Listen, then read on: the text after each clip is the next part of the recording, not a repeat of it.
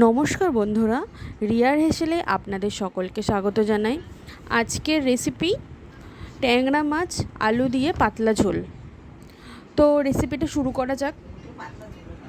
প্রথমে আমি ট্যাংরা মাছগুলোকে কেটে ভালো মতো ধুয়ে নিয়েছি। এরপর সামান্য পরিমাণ হলুদ এবং সামান্য পরিমাণ লবণ ও কিছুটা পরিমাণ সরষের তেল দিয়ে ভালো মতো মিশিয়ে নেব। অন্যদিকে কিছুটা পরিমাণ আদা এবং টমেটো আমি গ্রেট করে নিয়েছিলাম।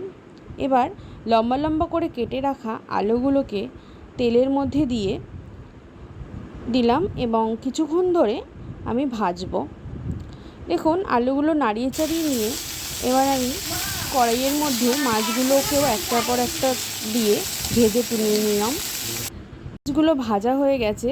এবার কড়াইয়ে আবারও একটু তেল দিয়ে জিরা ফোড়ন এবং ঘষে রাখা আদা এবং টমেটোটা দিয়ে ভালো মতো কষিয়ে নেব। একটু হাতে সময় নিয়ে এই মশলাটা কষাতে হবে। এবার জিরের গুঁড়ো, সামান্য পরিমাণ ধনের গুঁড়ো এবং স্বাদ অনুযায়ী লঙ্কার গুঁড়ো ও হলুদ গুঁড়ো দিয়ে মশলাটা ভালো মতো কষিয়ে নিয়েছি। এবার এতে ভেজে রাখা আলুগুলোকে দিয়ে আবারও আমি কষিয়ে নেব। তেলটা ছেড়ে গেছে। এখন স্বাদ অনুযায়ী লবণ ও পরিমাণ মতো জল দিয়ে ভালো মতো ফুটিয়ে একটুখানি চিনি দিয়ে দেব এবং ভেজে রাখা মাছটা ওপর থেকে দিয়ে দেব।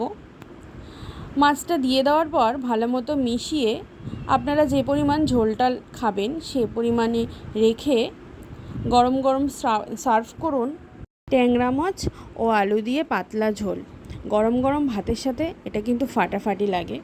ভিডিওটা ভালো লাগলে অবশ্যই চ্যানেলটা সাবস্ক্রাইব করে দেবেন এবং পাশে থাকা বেল আইকনটা প্রেস করবেন। নমস্কার।